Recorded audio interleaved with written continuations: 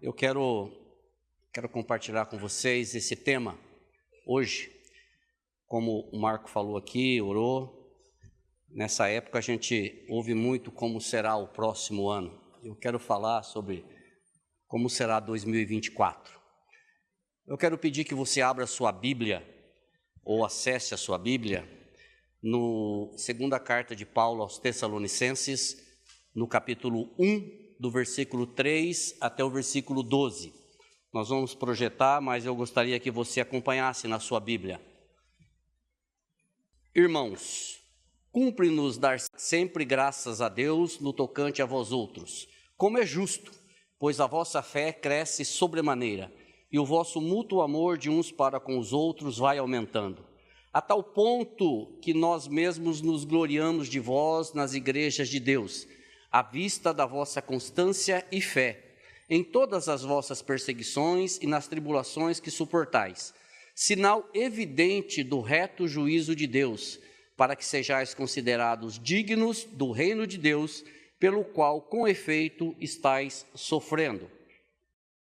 Se de fato é justo para com Deus que Ele dê em paga tribulação aos que vos atribulam, e a vós outros que sois atribulados, alívio juntamente conosco, quando do céu se manifestar o Senhor Jesus com os anjos do seu poder, em chama de fogo, tomando vingança contra os que não conhecem a Deus e contra os que não obedecem ao Evangelho de nosso Senhor Jesus.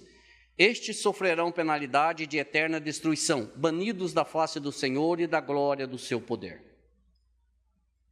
Quando vier para ser glorificado nos seus santos e ser admirado em todos os que creram, naquele dia, porquanto foi crido entre nós o nosso testemunho. Por isso, também não cessamos de orar por vós, para que o nosso Deus vos torne digno da sua vocação e cumpra com poder todo o propósito de bondade e obra de fé, a fim de que o nome de nosso Senhor Jesus seja glorificado em vós, e vós nele, segundo a graça de nosso Deus e do Senhor Jesus. Pai Santo, eu quero te louvar, te agradecer, Senhor, por mais uma oportunidade de nós expormos a Tua palavra. Pedir que o Senhor fale conosco pelo Espírito Santo. A mim, Senhor, que estou expondo, e cada um dos que estão ouvindo aqui nesse auditório e aqueles que estão ouvindo pela internet ou que virão a ouvir futuramente.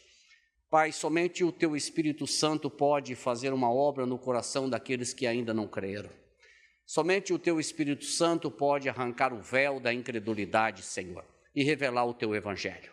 Por isso eu te peço, fala conosco, Senhor, por graça, por misericórdia, em nome de Jesus Cristo. Amém. Irmãos, sempre nesta última semana, as 2 últimas semanas de cada ano, nós somos bombardeados pela mídia, por este mundo caído, com previsões, com adivinhações. Existe um monte de adivinhos de plantão, dizendo o que vai acontecer em 2024, quem vai morrer, quem não vai morrer, quem vai sofrer acidente, quem vai ganhar jogo de futebol, quem vai ganhar a Copa do Mundo, que não vai ter o próximo ano, mas quem vai ganhar a Copa do Mundo. Todos os anos, quando chega nessa época, os adivinhadores, eles se colocam de plantão e fazem um monte de adivinhações. E o que é mais triste é que muita gente acredita. E quando morre um artista, poxa, mas lá o cara adivinhou lá no ano passado, entendeu? E o que é mais triste ainda é que no meio evangélico a gente tem esse tipo de coisa. No meio evangélico nós temos, e não é raro, tá? Pessoas que dizem assim, no próximo ano eu vou ser melhor. Próximo ano eu vou orar mais. O próximo ano eu vou ler mais a Bíblia. O próximo ano eu vou participar de tudo que a igreja te fizer. Eu vou no grupo nas casas, eu vou na reunião de oração, eu vou ler a Bíblia todo dia de manhã ou à noite, eu vou orar, eu vou fazer. Eu tenho para dizer para vocês que quando essas promessas, elas são feitas no esforço, na carne, na emoção, elas duram no máximo 1 semana ou 3 dias, depois volta tudo ao normal. Porque não é pelo esforço, não é pela promessa que você faz a si mesmo, ou para a sua esposa, ou para os seus pais, de que você vai conseguir fazer isso melhor no próximo ano. Não vai conseguir, desculpa a sinceridade, mas não dura mais que uma semana ou 3 dias. Algumas pessoas me relataram já, ou relatam, pessoas crentes, talvez aqui entre vocês tenham pessoas que fazem isso, que relatam a dificuldade que tem nisso, a dificuldade que tem de orar, a dificuldade que tem de ler a Bíblia, a dificuldade que tem de participar de eventos, a dificuldade que tem de congregar, a dificuldade que tem de estar envolvidos nas coisas do Senhor, tudo relacionado à Bíblia. Eu estava conversando com a minha esposa essa semana. Gente, a Bíblia é um grande sonífero, né? Você começa a ler, dá um sono, você está regalado o zoião assim, com uma insônia, começa a ler a Bíblia, dá um sono, não dá? E aí a gente abandona a Bíblia e não lê. Mas eu quero dizer para você o seguinte: qual é a nossa postura diante desse desânimo? Qual é a nossa postura diante dessa instabilidade, nem sei se eu posso dizer isso, mas essa instabilidade cristã? Qual a nossa postura diante desse, eu prometo, mas não faço, eu quero, mas não quero, eu gostaria, mas não consigo? Nós temos algumas, não é receita, mas qual é a postura como cristão? Primeiro, oração. Eu não estou falando para você dobrar o seu joelho e orar 1 hora, que você não vai conseguir. Mas o primeiro é a oração, e a oração deve ser no sentido de clamar ao Senhor, que Ele coloque, que o Espírito Santo desperte em você e em mim este desejo de ler a Bíblia, esse desejo de orar, esse desejo de congregar, esse desejo de estar envolvido nas coisas do Senhor. E esta oração, irmãos, é uma oração simples, é uma oração: Senhor, eu gostaria, mas eu não consigo, por favor, me ajude. É uma oração simples de 8 segundos. Senhor, me ajuda porque eu gostaria, mas eu não consigo. Isso é a oração. Mas depois que nós orarmos, aí vem a parte prática, vem a disciplina. Não adianta você pedir: Senhor, eu gostaria de ler a Bíblia, mas eu não consigo, você olhar para a Bíblia e não abri-la para ler. Não adianta você falar: Senhor, eu gostaria de orar, mas não orar. Senhor, eu gostaria de congregar, mas não vir à igreja. Senhor, eu gostaria de participar dos eventos da comunidade ou da igreja de forma geral, mas trocar os eventos da comunidade por qualquer outro compromisso. Então a oração, irmãos, é a parte da soberania de Deus, mas a disposição é a sua parte, é a minha parte. Então aqui nós vemos a soberania de Deus e a responsabilidade humana andando juntos. A soberania de Deus é na oração. Augusto Nicodemos diz o seguinte, que de joelhos todos nós clamamos pela soberania de Deus. Senhor, salva meu irmão, salva meu pai, salva meu vizinho, salva isso, salva aquilo. De joelhos, de pé, você vai e prega o evangelho. De joelhos nós clamamos pela soberania de Deus. De pé nós vamos usar a responsabilidade humana. De joelhos eu peço para Deus me ajudar a ler a Bíblia. De pé eu vou abrir a Bíblia e ler. De joelhos eu peço para o Senhor me ajudar a participar da igreja. De pé eu vou e congrego. Se não fica só... eu já ouvi alguém dizer assim: se o Espírito Santo, se não descer um anjo do céu e falar para eu abrir a Bíblia, e em qual livro que eu devo abrir, eu não vou fazer. Pois é, não vai acontecer. Não vai acontecer. E outra coisa, geralmente, quando as tribulações, os problemas, as dificuldades aparecem, e aí eu tenho uma notícia para vocês, eles aparecem, pode ter certeza, para mim e para cada um de vocês, as promessas se vão. Concorda comigo? Quando os problemas aparecem, as promessas se vão. O foco muda, o foco sai do Senhor e o foco entra nas promessas, nas dificuldades.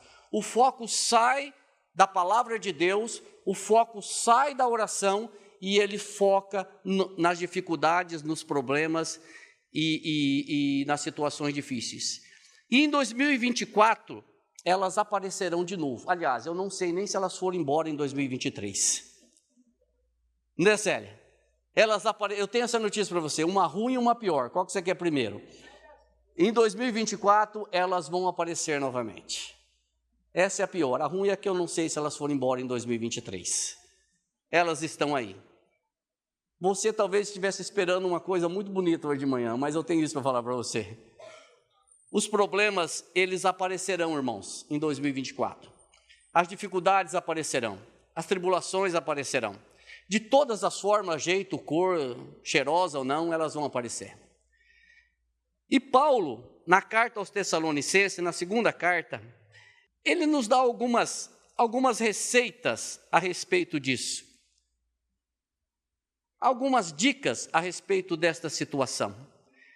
Paulo fundou essa igreja. A igreja aos Tessalonicenses, a igreja em Tessalônica, foi ele que fundou. Ele fala lá em Atos, no capítulo 17, que ele esteve nesta cidade e ele fundou esta igreja e ele ficou 3 sábados lá. Eu vou projetar aqui o texto de Atos 17, de 1 a 4, que ele diz assim: passando por Anfípolis e Apolônia, chegaram a Tessalônica, onde havia uma sinagoga de judeus. E Paulo, como tinha por costume, foi ter com eles. E por 3 sábados disputou com eles sobre as Escrituras, expondo e demonstrando que convinha que o Cristo padecesse e ressuscitasse dentre os mortos. E este Jesus, que vos anuncio, dizia ele, é o Cristo. E alguns deles creram e ajuntaram-se com Paulo e Silas. E também uma grande multidão de gregos religiosos, e não poucas mulheres principais. Houve ali uma conversão em massa quando Paulo pregou o Evangelho. E o resultado desta pregação, não só em Tessalônica, mas em todos os lugares que ele passava, o resultado dessa pregação foi uma conversão em massa, mas também houve uma perseguição dos judeus, que queriam fazer o que com Paulo? Queriam matar Paulo. Paulo prega o evangelho, alguns judeus creem, uma grande quantidade de gregos, que também eram gentios, e uma grande quantidade de mulheres creram, mas isso houve um ciúmes por parte dos judeus, e eles queriam matar Paulo. E Paulo, ele quis voltar para esta cidade pelo menos uma vez. Quando você lê lá em Atos dos Apóstolos, você vê que um homem chamado Jason, ele hospedou Paulo na casa deles. E essas pessoas queriam procurar Paulo, Silas e outras pessoas para matar. Como eles não encontraram Paulo na casa de Jason, eles trouxeram Jason para a praça e que iam matar Jason. Só que eles não mataram Jason, eles fizeram que Jason prometesse. Quando você lê o final do capítulo 17, diz assim, Jason pagando a fiança. E o que era essa fiança? Os estudiosos dizem que esta fiança que Jason pagou era o compromisso de que Paulo não voltasse para a cidade. Por isso que ele diz, eu quis voltar em Tessalônica, mas Satanás barrou o meu caminho. Este Satanás barrou o meu caminho, possivelmente é o pagamento da fiança que Jason se comprometeu de que Paulo não voltaria para aquela cidade. Pois bem, esta segunda carta ela foi escrita não muito tempo depois da primeira carta, e ela tinha alguns objetivos específicos, ou principalmente, objetivo específico, e que alguns irmãos estavam entendendo errado. Ou seja, Paulo escreve a segunda carta aos Tessalonicenses para esclarecer sobre a volta de Cristo. Alguns irmãos da igreja, não era toda a igreja, um grupo da igreja estava entendendo errado a volta de Cristo e estava achando que ia acontecer naquele dia e estavam tendo problemas ali na igreja. Só que eu não quero falar sobre isso, sobre esse grupo que estava causando tumultos e problemas na igreja em Tessalônica. Eu quero falar de um outro grupo, um grupo que estava compromissado, um remanescente dentro daquela igreja que estava compromissado com o Senhor. E é deste grupo que eu quero falar. Então eu quero ler agora 2 Tessalonicenses, entrando propriamente dito no texto, 2 Tessalonicenses capítulo 1, versículos 3 e 4, que diz assim: Irmãos, cumpre-nos dar sempre graças a Deus no tocante a vós outros, como é justo, pois a vossa fé cresce sobremaneira e o vosso mútuo amor de uns para com os outros vai aumentando, a tal ponto que nós mesmos nos gloriamos de vós nas igrejas de Deus, à vista da vossa constância e fé em todas as vossas perseguições e nas tribulações que suportais. É sobre este grupo que eu quero falar. É sobre estes irmãos da igreja de Tessalônica que eu quero meditar nesta manhã e pedir que o Senhor fale conosco. Irmão, se você presta atenção, Paulo começa esse texto agradecendo a quem? Agradecendo a Deus pelo que estava acontecendo na igreja em Tessalônica. E esta é a postura correta, tanto de Paulo quanto nossa, pois ele sabia, e nós sabemos muito bem, que somente Deus poderia levar aquela igreja a uma posição de adoração diante da situação que estava passando. Por isso que Paulo vem e agradece, dou graças a Deus pelo que está acontecendo a vocês. Somente o Espírito Santo, somente a ação do Espírito Santo poderia levar a igreja de Tessalônica a uma posição de adoração, a uma posição de modelo, como ele fala, a uma posição de igreja que crescia em fé, crescia em amor, crescia em constância, mediante os sofrimentos, as perseguições. Se você quiser ter uma base de como essa igreja sofria, lê Atos dos Apóstolos, capítulo 17, e você vai ver em que circunstâncias essa igreja foi fundada ali na cidade de Tessalônica. Somente o Senhor poderia capacitar essa igreja a perseverar diante de uma situação tão complicada que eles viviam. E Paulo não está agradecendo aqui o esforço dos irmãos, porque se você fizer uma leitura rápida a esse texto, parece que Paulo, eu me glorio pelo esforço de vocês. Não, Paulo não está agradecendo o esforço dos irmãos, porque ele sabia muito bem que não era pelo esforço, e que o esforço dos irmãos não poderia produzir fé crescente e não poderia produzir amor mútuo. Não era o esforço deles, mas é a graça de Deus agindo naquela igreja, na vida dos irmãos. Como a graça de Deus age nessa comunidade. Não é o esforço nosso, não é o braço, não é a força, não é o meu suor, mas é a graça de Deus atuando na vida dos irmãos. E isso acontecia em Tessalônica, isso acontece no meio da nossa igreja também. Porque a fé, ela é um dom de Deus. Irmãos, ele fala em fé crescente e amor mútuo. Esses dois andam juntos. Esses dois andam juntos. Fé crescente e amor mútuo. Mútuo, ou seja, quanto maior for o meu relacionamento vertical, maior será o meu relacionamento horizontal.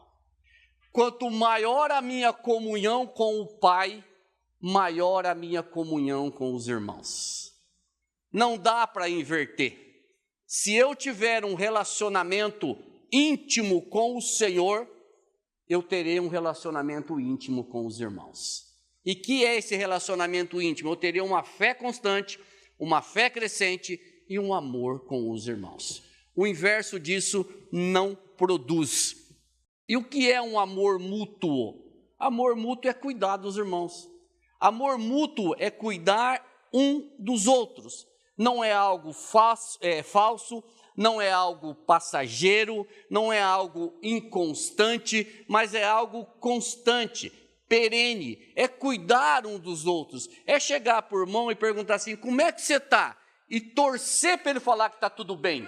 Porque se ele falar que está mais ou menos, eu vou, agora eu vou ter que me disponibilizar. E agora? Vai que a Célia fala que está mais ou menos. Eu vou ter que abrir, né, Marco? Eu vou ter que abrir, vou ter que parar para ouvir.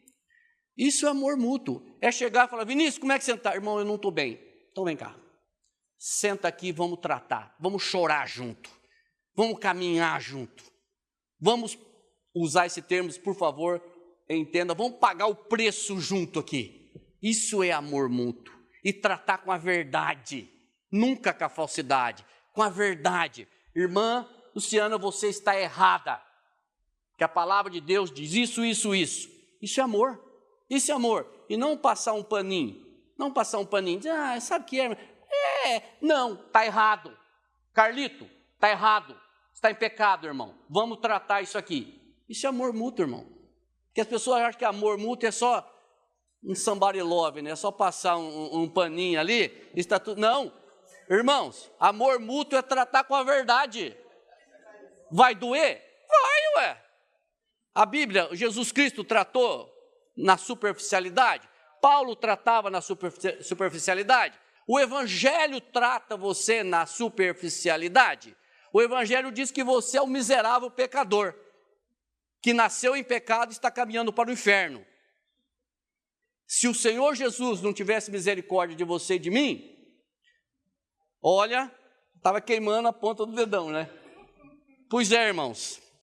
E a fé constante e o amor mútuo parece que era uma marca registrada daquela igreja. Parece não, era uma marca registrada daquela igreja. E Paulo usa isso em outras igrejas, quando ele fala que ele testemunhava, quando ele mencionava aquela igreja nas outras igrejas que ele passava, ele falava daquela igreja. Ele fala isso em 1 Tessalonicenses 1:7. Ele diz assim: vos tornastes modelo para todos os crentes na Macedônia e na Caia. Irmãos, eu estava preparando isso daqui, eu falei, já pensou, pastor, ser usado como modelo pelo apóstolo Paulo? Esta igreja lá em Tessalônica é um modelo, é um exemplo, é uma referência de fé crescente e de amor mútuo. Só que coisa maravilhosa, não é para ensoberbecer, é para glorificar a Deus. É para dizer, Senhor, só pela tua graça e tua misericórdia, isso é possível. E Jesus também trata deste assunto do amor entre os irmãos. Jesus, ele fala sobre o amor intenso, e mais que isso, o exemplo do amor é ele mesmo. Ele fala isso em João 13, 34 a 35, que ele diz assim: um novo mandamento vos dou, que vos ameis uns aos outros, como eu vos amei a vós, que também vós uns aos outros vos ameis. Nisto conhecerão que sois meus discípulos, se vos amardes uns aos outros. Opa! Existia uma condição, existia uma situação. Vocês são meus discípulos? Sou. Qual é a marca para ser meus discípulos? O que vai ser o modelo de vocês? Que vocês amem uns aos outros. E por que vocês devem amar uns aos outros? Porque o exemplo sou eu.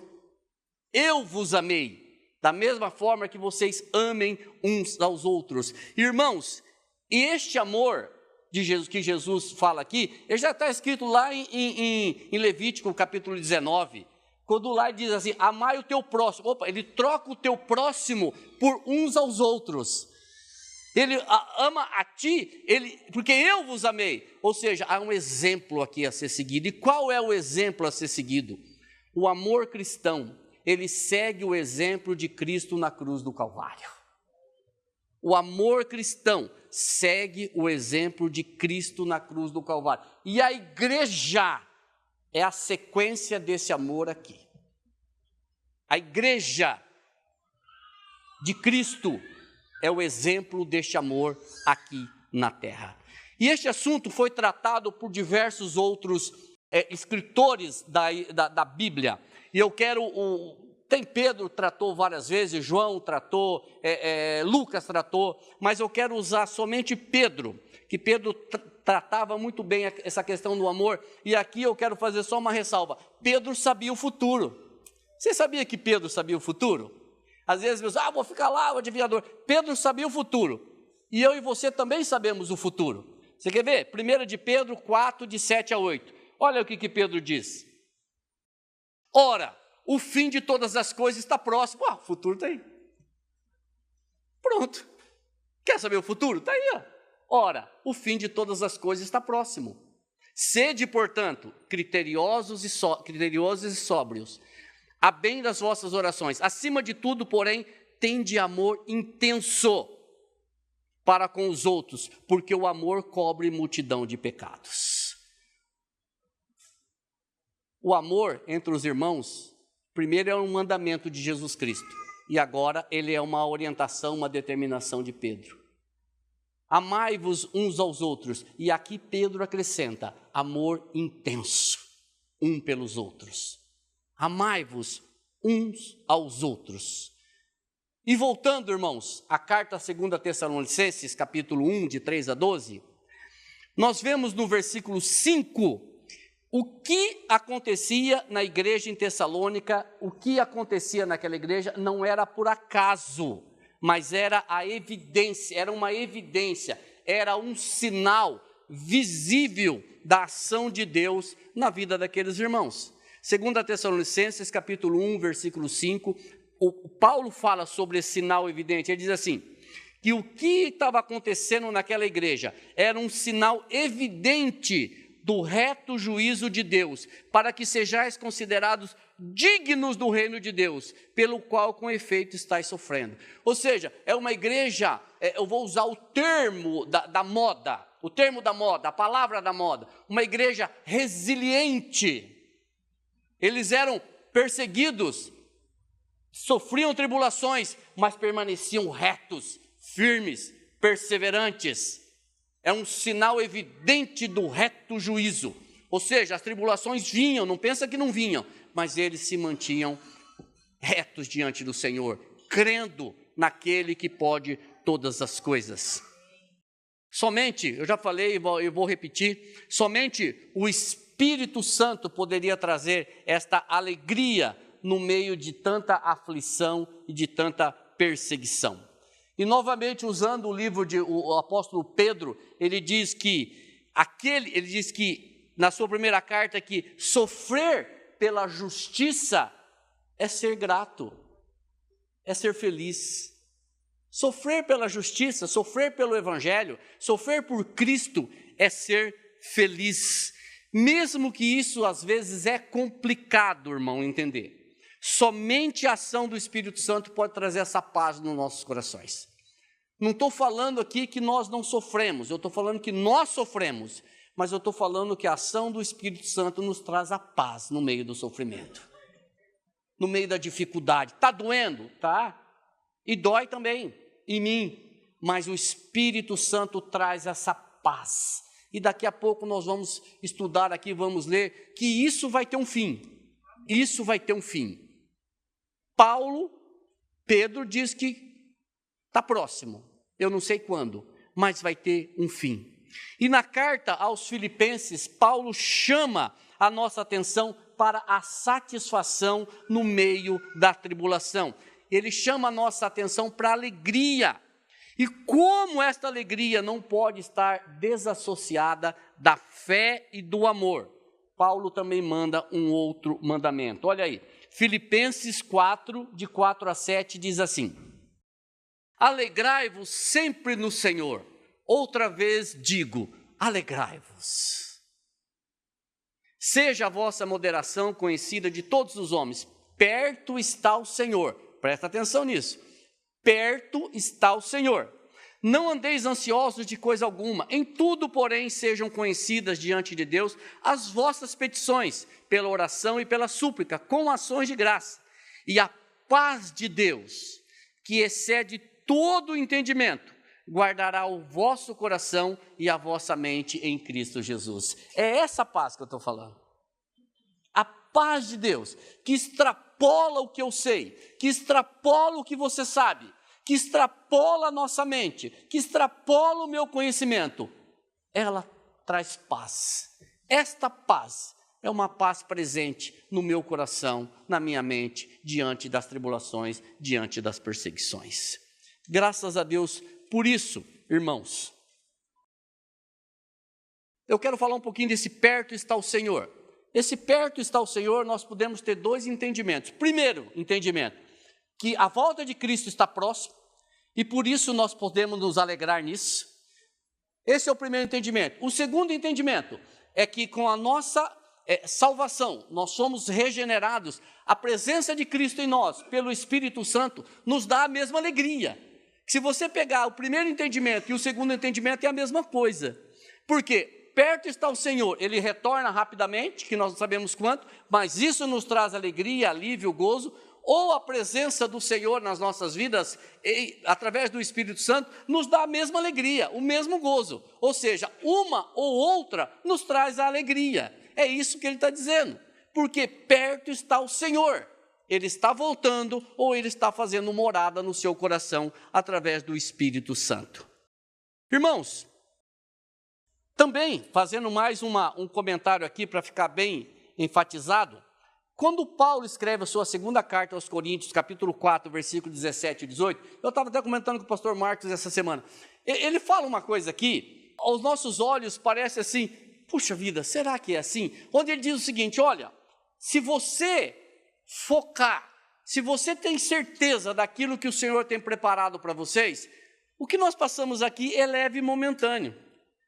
Eu digo, Senhor, tem misericórdia de mim, porque não está leve, não está momentâneo, você entendeu? Mas o problema é o foco. Eu vou ler aqui, 2 Coríntios 4, 16, 17, diz assim, porque a nossa leve e momentânea tribulação produz para nós eterno peso de glória, acima de toda comparação, não atentando nós para as coisas que se veem, mas nas que não se veem, porque as coisas que se veem são temporais, e as que não se veem são eternas. O que é isso aqui? É o foco.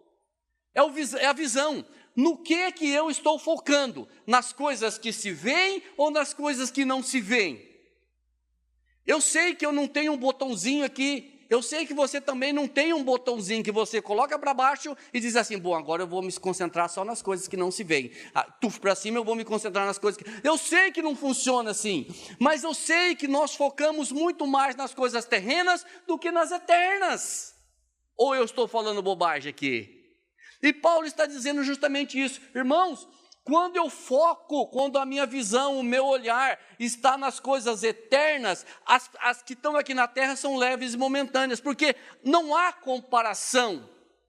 As coisas, o que o Senhor tem preparado para os seus é infinitamente superior às tribulações que nós passamos aqui. E é isso que ele está dizendo. Foquem.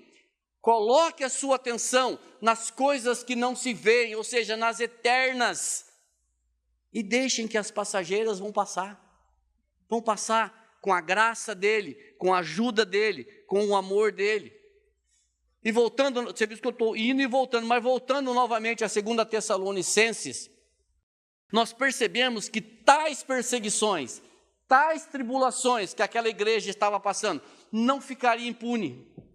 Não ficaria impune, ou seja, aqueles que perseguem o povo de Deus não ficará sem resposta dele, pois como ele mesmo disse, minha é a vingança, não sua, não minha, mas do Senhor. Veja o que ele disse para Abrão, lá no Egito, Gênesis 15, de 12 a 14, ao pôr do sol, caiu profundo sono sobre Abrão, e grande pavor e cerradas trevas o acometeram. Então lhe foi dito, sabe, com certeza, que a tua posteridade será peregrina em terra alheia, e será reduzida à escravidão, e será afligida por 400 anos.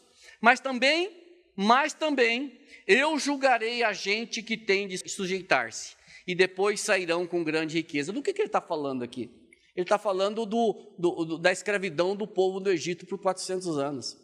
O Senhor está falando para Abraão, Abraão, a tua descendência, ele vai ficar cativo, escravo, por 400 anos no Egito. Depois eu vou tirar eles, mas eu vou tratar com o Egito. Eu vou tratar com o Egito. Tratou com as pragas, tratou ali no mar, quando o exército todo morreu naquele mar, tratou e vem tratando.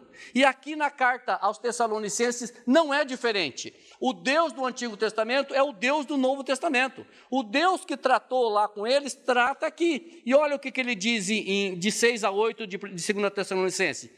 Se de fato é justo para com Deus, que ele dê em paga tribulação aos que vos atribulam, e a vós outros que sois atribulados, alívio juntamente conosco. Quando? Quando do céu se manifestar o Senhor Jesus com os anjos do seu poder, em chama de fogo, tomando vingança contra os que não conhecem a Deus e contra os que não obedecem ao Evangelho de nosso Senhor Jesus Cristo. Aqui, irmãos, a ação do Senhor contra aqueles que atribulam. Ação do Senhor contra aqueles que perseguem a igreja. Ação do Senhor contra aqueles que matam cristãos, que perseguem, que torturam. Ação do Senhor. Aqui eu quero tratar 3 pontos com vocês, rapidamente. Primeiro ponto, é Deus quem paga em tribulação aos que atribulam. Esta justiça não é minha, essa justiça não é sua, é Deus quem paga em tribulação. Não tenho capacidade de justiçar ninguém pelas minhas próprias mãos. Deus é a nossa justiça. Primeiro ponto. Segundo ponto, é Deus quem dá alívio aos atribulados. Terceiro ponto, Ele é que determina o tempo, tanto para os que atribulam, como para os que são atribulados. Sabe o nome que nós damos a isso? Soberania de Deus. Soberania de Deus, irmãos. Tudo isso nós chamamos soberania de Deus. Ele está no controle, Ele não perdeu o controle, e Ele faz de acordo com a vontade dEle, porque Ele é Deus. Quantas vezes que você e eu não oramos a Deus, ou pelo menos pensamos em orar a Deus, mandando Deus derramar fogo do céu na cabeça de umas pessoas? Quantas vezes você não falou assim, Senhor, pensou, não orou, só pensou. Você entendeu? Senhor, você podia derramar fogo na cabeça daquele irmão não, daquela pessoa. Você entendeu? Quantas vezes, irmãos, eu e você não imaginamos que Deus deveria agir no tempo que nós chamamos hoje na vida de fulano, de ciclano e de beltrano? Quantas vezes eu e você não ficamos bicudo porque nós fomos atribulados, perseguidos ou desprezados, e Deus não fez nada com aquela pessoa? Quantas vezes que eu e você não quisemos que Deus usasse a justiça dele, porque eu estou querendo? Quantas vezes? E 2024 vai ser do mesmo jeito. Quantas vezes que nós não reivindicamos que Deus agisse porque eu estou pedindo? Os discípulos fizeram isso. Certa vez Jesus ia para Jerusalém, passou na cidade samaritana, numa aldeia, não quiseram receber Jesus. O que o discípulo falou? Senhor, quer que nós mandamos descer fogo do céu sobre eles? Às vezes você quer incorporar os discípulos, quer mandar descer fogo do céu sobre as pessoas. Jesus falou, não, vocês não conhecem, vocês não sabem o que vocês estão falando. Quantas vezes, irmãos? Quantas vezes? Mas Paulo diz que o nosso alívio vai chegar. Oh, glória! Essa é uma coisa de falar amém.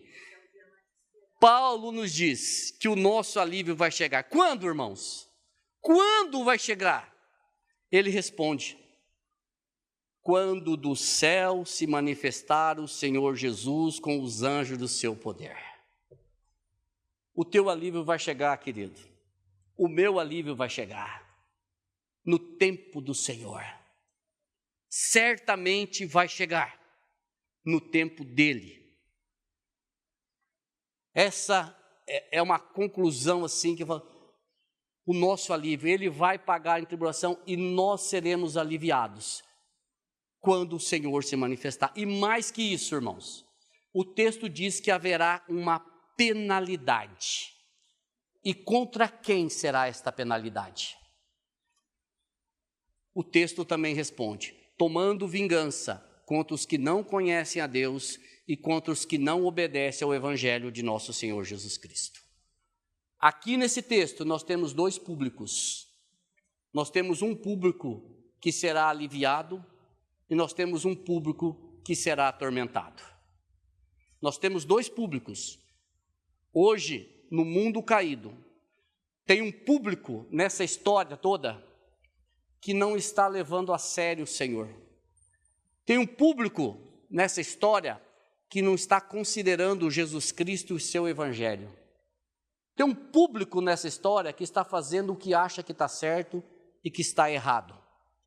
Para estes, como para nós, chegará o dia. Se você crê em Cristo Jesus, se você já se olhou no espelho e disse, quão miserável eu sou, mas o Senhor foi misericordioso comigo, me tirou daquele mundo, deste público, e me transportou para o reino do Filho do seu amor. perdoou os meus pecados, se você tem ciência disso, de que você era um miserável pecador, que você não tinha condições nenhuma de se salvar, de perdoar os seus pecados, se você crê que os seus pecados foram perdoados por Cristo Jesus naquela cruz, e ali você foi crucificado com Ele, e quando Ele ressuscitou, nós ressuscitamos com Ele para uma nova vida, as coisas velhas já passaram, eis que tudo se fez novo. Se você crê nisso, irmão, irmã, você não estará nesse público aqui, mas você estará no público que vai ser aliviado. Se você ainda não crê, é tempo de você se lançar diante do Senhor e clamar pela misericórdia dEle. Porque naquele dia, nós falaremos o que está em Malaquias 3,18. Então se verá a diferença entre os que creem em Deus e os que não creem em Deus. Então se verá a diferença entre os que creem em Cristo Jesus e os que não creem em Cristo Jesus. Então se verá a diferença dos que são filhos de Deus e os que não são filhos de Deus. E qual será a penalidade dos que não servem a Deus e de que não conhecem o Evangelho? O texto também responde, do versículo 9 e 10. Estes sofrerão penalidade de eterna destruição, banidos da face do Senhor e da glória do seu poder, quando vier para ser glorificado nos seus santos e ser admirado em todos os que creram, naquele dia, porque foi crido entre vós o nosso testemunho. Irmãos, quando ele diz aqui, esses sofrerão penalidade de eterna destruição, isso aqui não é aniquilação. Existe uma teologia que diz o seguinte, morreu, acabou. Isso aqui não é aniquilação. Isso daqui é o contrário da vida eterna. A vida eterna é essa vida na presença e comunhão com Deus, através de Cristo Jesus, que já podemos, como Noede falou aqui no início, que nós já podemos desfrutar da vida eterna aqui, não na sua plenitude, porque nós ainda vivemos nesse corpo pecador, mas nós já desfrutamos aqui da vida eterna em Cristo Jesus. Eu sei que a minha mente não entende, mas Efésios diz que eu estou sentado nas regiões celestiais em Cristo Jesus. Não sei como é que funciona isso, mas a Bíblia diz, eu estou. E se você crer, você está também. Entendeu? A Bíblia diz que não há nenhuma condenação para aqueles que estão em Cristo Jesus. Que eu já morri com Ele, já ressuscitei com Ele. E vou para a vida eterna com Ele. Amém. Amém. Graças a Deus, ponto. Acabou. Se alguém quiser falar o contrário, manda falar com a Bíblia. Ponto. Manda falar com o Senhor. Ponto. Irmãos, vejamos o que Paulo fala sobre essa destruição eterna. Olha a sequência. Banidos da face do Senhor e da glória do seu poder. Você sabe qual foi a minha reação diante disso?